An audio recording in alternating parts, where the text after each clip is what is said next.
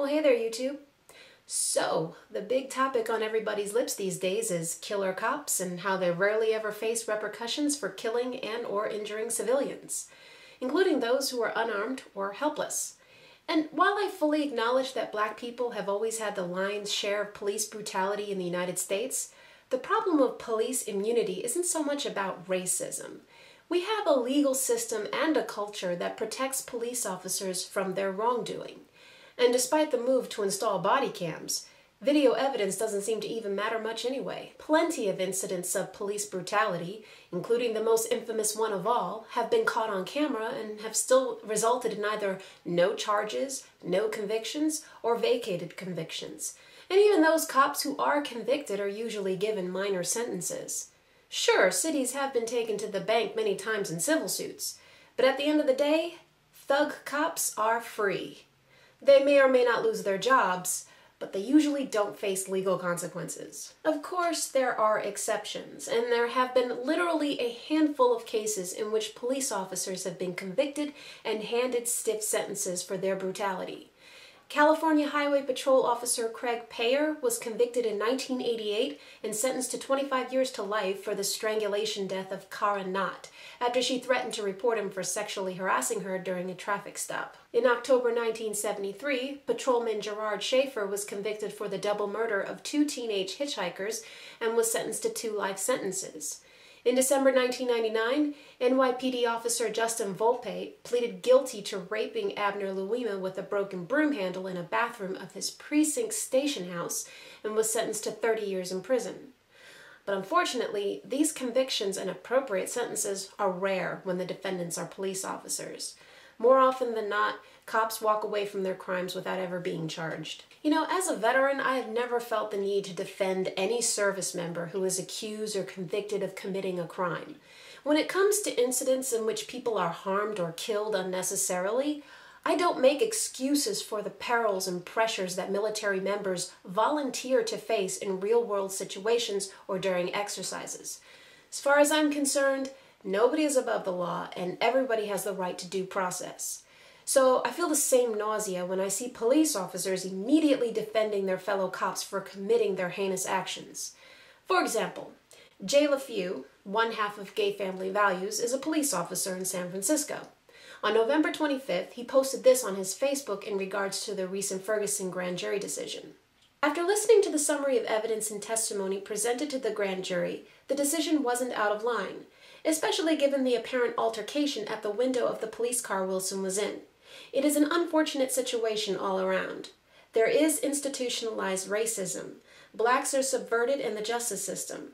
But here, while there is a degree of overreaction in Brown's case, which is endemic to all police forces, it isn't cold-blooded murder.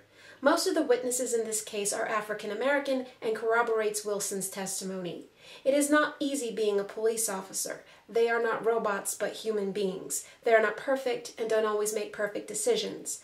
The gray area isn't enough for an indictment. What frightens me about this statement is the idea that a police officer may justifiably kill just because there is an altercation.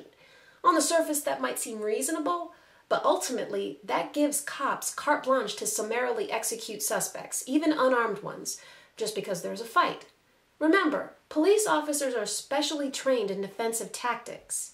And I found Darren Wilson's testimony to be extremely calculating in the way that he described his situation as being hopelessly one-sided, describing Brown to be like a demon and feeling like a 5-year-old holding on to Hulk Hogan, even though they were the exact same height, so as to portray himself as being the underdog with no other possible choice. I also understand that unarmed people can be very dangerous, and that there have been cases in which cops have been cold-cocked, but that's not what happened here. When Darren Wilson killed Michael Brown, there was no longer an altercation. Wilson was not being attacked at that time. Brown had run away and was at a distance, and by his own statements, Wilson had time to consider his options. He decided to kill. So I have to wonder if Jay's decision to side with a fellow police officer is solely based on him having the same career field, or for falsely believing that most of the witnesses corroborated Wilson's testimony, because they didn't. 60 witnesses were called to testify.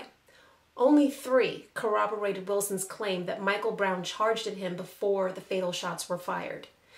And isn't it a little strange that while Brown's DNA in the form of blood spatter was found on Wilson's gun, nobody tested for fingerprints, which would have strongly corroborated Wilson's claim that Brown tried to grab his weapon. Wilson also handled and tampered with the evidence by putting his own gun in an evidence bag and washing away blood evidence from his hands.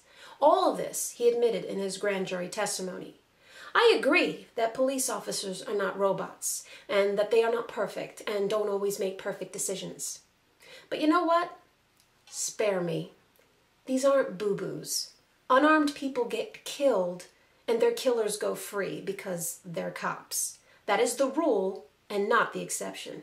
And to ignore this while playing lip service to institutionalized racism and being an unfortunate situation is patronizing and insulting. I know Jay didn't intend for it to come off that way, but it did. Then there was the decision not to indict Officer Daniel Pantaleo in the choking death of Eric Garner. While I certainly do not agree with that decision, I find it a bit ironic that this seems to be the one that has more people up in arms over police brutality.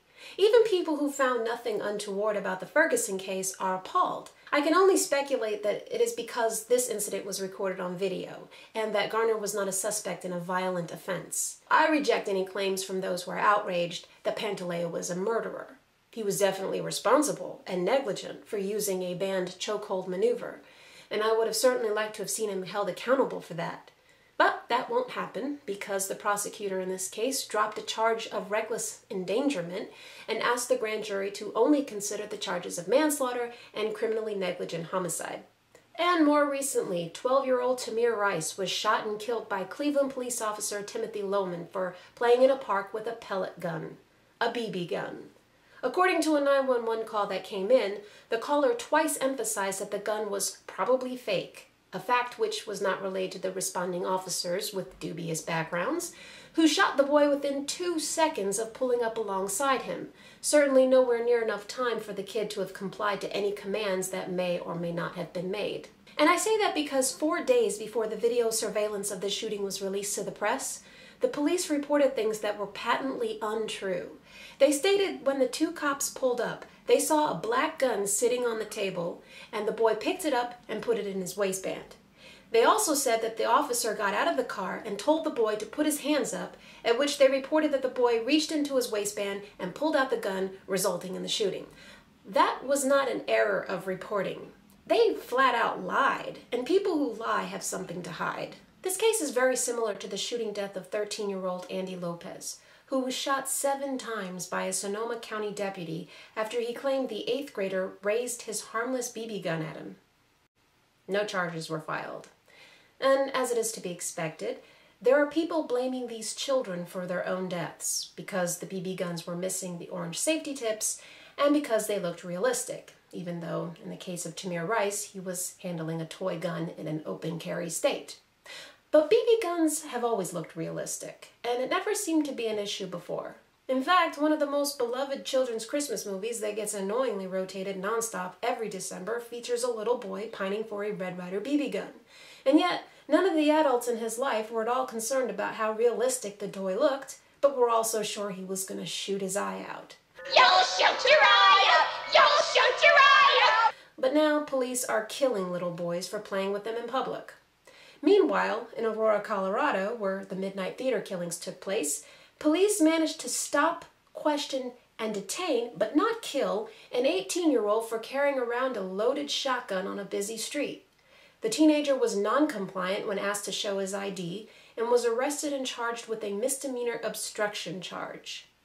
Makes you wonder why this young man carrying a real and loaded weapon was allowed to live, and the children carrying toys were immediately killed. So, to sum up, police brutality and summary executions are nothing new in this country, and they very rarely result in convictions or any meaningful sentences.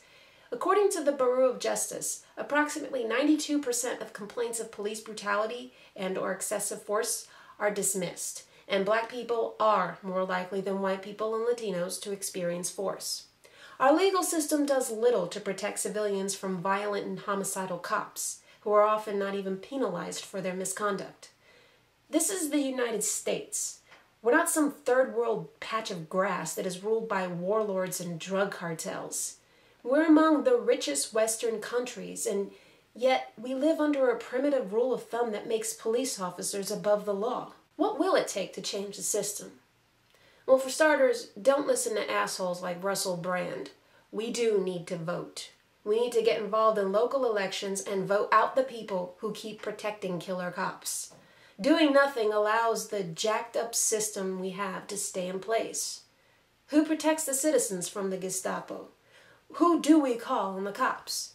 Or are some of you going to keep making excuses for all this brutality until John Oliver makes another epic rant about it on Last Week Tonight?